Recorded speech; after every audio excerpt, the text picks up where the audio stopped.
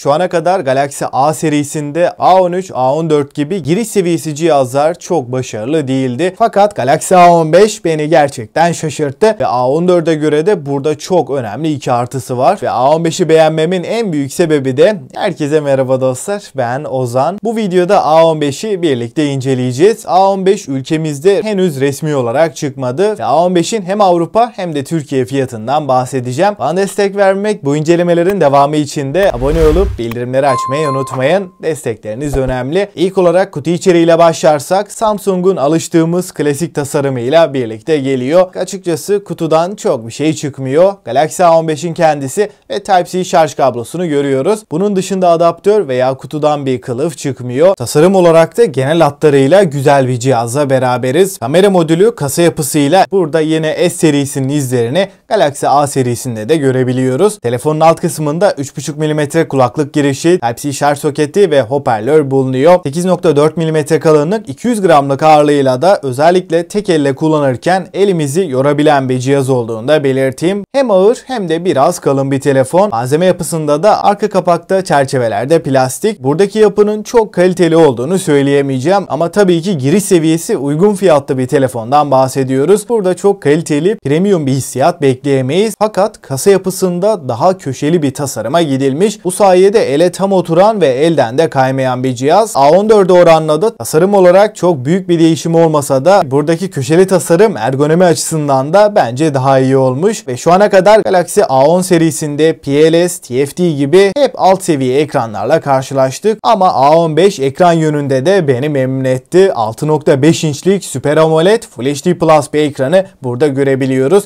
396 ppi gibi güzel bir piksel yoğunluğuyla da beraber geliyor ve 90 Hz'lik bir tazeleme de bu ekranda kullanılmış. Ekran çerçeveleri çene kısmında ve kenarlardaki boşlukta kırpılmış. Yani çerçeveler önceki modellere göre de daha az göze batıyor diyebilirim. %83'lük ekran kasa oranı bu seviyedeki bir cihazda bence başarılı. Ekranın sunduğu deneyim, renklerdeki canlılık, doygunluk tarafında da hiç fena değil ve 800 nit maksimum parlaklığa ulaşabiliyor. Güneşli havalarda ekranı görmekte bize pek bir problem yaşatmıyor ve parlaklığın evde kapalı ortamlarda da gayet yeterli olduğunu kesinlikle söyleyeyim. Tepkisellik ekran akıcılığı olarak da 90 Hz'i net şekilde hissettiriyor ve şu ana kadar giriş segment telefonlarla kıyasladığımda da aralarında en başarılı ekran Galaxy A15'te diyebilirim. Kamera kısmında arka tarafta üçlü kamerayı görüyoruz. Ana kameramız 50 megapiksel f1.8 diyaframla gelirken İkinci kamera 5 megapiksel ultra geniş ve 2 megapiksellik makro kameramız var. Gün ışığında aydınlık ortamlarda ana kamerayla iyi sonuçlar alabiliyoruz. O da iyi bir şekilde yakaladığınızda renklerde de detaylarda da çok fazla bir kayıp yaşamıyoruz. Ama burada yardımcı kameralardan büyük bir beklentiniz olmasın. Ultra geniş açıda makro kamerada ortalama bir performans veriyor. Ön tarafta da 13 megapiksellik bir kameraya yer verilmiş ve Full HD 30 FPS videolar çekebiliyoruz. Kamerada OIS desteği yok. EIS ile beraber Full HD 30 FPS çekimler yapabiliyoruz. Genel olarak video performansı fotoğraf tarafına oranla biraz daha geride diyebilirim. Tripoda bağlı olmadan çekim yapıyorsanız hareketli çekimlerde titreşimleri çok fazla engelleyemiyor. Tabii ki bu fiyat bandında da kamerada özellikle video konusunda çok bir şey beklememek gerekiyor. Arada bir fotoğraf çekerim, videoyla da çok işim yok diyorsanız bu kameralar idare edecektir. Açıkçası A15'in rakiplerine oranla en önemli artısı kesinlikle donanımı. Orta segmentin en başarılı işlemcilerinden Helio G99'u A15'te görebiliyoruz. Uygun fiyatlı giriş seviyesi bir cihazda bu işlemci çok önemli bir artı. Evet, işlemci olarak gerçekten güçlü ve iddialı bir cihaz. 6 GB RAM ile birlikte geliyor. Bu donanıma 6 GB'lık RAM gayet yeterli. Günlük kullanımda arayüzde uygulama performansında bize bir problem yaşatmıyor. Oyun tarafında PUBG'de akıcı grafiklerde 40-45 FPS bandında gayet iyi bir oyun deneyimi alıyoruz. Burada panel kalitesi ve ekranın tepkiselliği de iyi bir seviyede olduğundan oyun deneyiminde fiyatına oranla da başarılı bir cihaz. Helio G99 çok aşırı ısınan bir işlemci işlemci değil. Parlaklığı %100'de. Telefonda çok fazla oyun oynayan, video editi yapan veya 3-4 uygulamayı aynı anda kullanmıyorsanız ısınma yönünde de bir problem yaşatmayacak bir cihaz ki 1 saat, 1,5 saat aralıksız oyun oynadığımız zaman da aşırı bir ısınmayla karşılaşmıyoruz. Çünkü Helio G99 6 nanometre yani güncel ve verimli bir işlemci. Bu işlemci A15'e de tam olarak uymuş diyebilirim ve 128 GB depolamayla da birlikte geliyor ve hafıza kartıyla 1 TB'a kadar da bu depolamayı artırabiliyoruz. 5000 mAh batarya 25 Watt hızlı şarj desteğiyle de birlikte geliyor. Fakat kutu içeriğinden bir adaptörün çıkmaması burada önemli bir eksi. Sıfırdan 100'e de bu bataryayı 25 Watt'la 1 saat 20 dakikada tam olarak doldurabiliyoruz. Gün içinde ortalama bir kullanımda da 9-10 saat civarı ekran sürelerini rahatlıkla görebilmek mümkün. Burada ekranın 120 Hz olmaması, Super AMOLED paneli ve Helio G99'un çok yüksek bir pil tüketimi olmadığından batarya deneyimi de sağlam bir cihaz diyebilirim. Ama A15 genel olarak gündelik odaklı bir kullanım için olduğundan telefonu da çok yoğun kullanmıyorsanız bu batarya 2 güne kadar da rahat rahat götürüyor. Batarya deneyimi, batarya performansında da fiyatını net şekilde hak ediyor. Yazılım konusunda da A15'te Android 14 ve One UI 6'yı görüyoruz. Arayüzde, uygulamalarda, menüde, uygulamalar arasında geçerken de herhangi bir yavaşlama, kasma, donma sorunu yaşatmıyor. Yazılımda A15'i öne çıkaran en önemli artısı da 4 yıl Android, 5 yılda güvenlik güncellemelerini alacak olması. Yani Android 19 ve One UI 11'e kadar güncellemeler gelmeye devam edecek. Tabi burada bence asıl önemli olan olay güvenlik güncellemesi. Çünkü Android güncellemeleri giriş seviyesi cihazlarda özellikle performans olarak çok olumlu etkileri olmuyor. Ama güvenlik güncellemesi telefonun ömrünü arttıran detaylardan, kablosuz bağlantılarda Wi-Fi 5, Bluetooth 5.3'ü görürken 5G desteği telefonumuzda yok. Hoparlör kısmında mono bir hoparlör var. Ses yüksekliği de, ses kalitesi de ortalama düzeyde. Yani yine de kötü bir performansı yok. Parmak izi okuyucunun giriş segment bir cihaza oranla gayet hızlı ve tepkisel bir şekilde çalışıyor. Suya ve toza karşı ise A15'te herhangi bir dayanıklılık yok. Dostlar, son olarak da A15'in deneyimini bir özetleyecek olursam özellikle ekran, performans ve güncelleme konusunda gerçekten öne çıkan bir telefon ve fiyat tarafında da Avrupa'da 170 euro, ülkemizde de 7000 TL'lik bir fiyat bekliyorum. Bu fiyat bandında özellikle donanımı ve ekran kalitesiyle baya önde. Normalde de şu ana kadar Galaxy A10 serisini pek beğenmeyen birisi olarak Galaxy A15 bu sefer tam olarak olmuş diyebilirim. Batarya olarak da memnun eden bir cihazken tasarım yönünde de beğendiğim bir cihaz oldu. Burada mono hoparlör, suya ve toza karşı bir dayanıklılığın olmaması A15'in eksilerinden, fakat fiyatına oranla rakiplerini düşündüğümde Realme C55 gibi cihazlarda da benzer eksiler var. Bence A15'in en belirgin eksisi kutu içeriğinden neredeyse hiçbir şeyin çıkmaması. Samsung burada en azından kutuya bir adaptör koysaydı çok daha iyi olurdu. Bunun dışında deneyimi ve genel özellikleriyle eğer 7000 TL bandına gelirse önerebileceğim bir cihaz diyebilirim. Peki sizce Galaxy A15 alınır mı? Görüşlerinizi mutlaka bekliyorum. Ve bana destek vermek, bu incelemelerin devamı için de videoyu beğenmeyi ve abone olmayı unutmayın.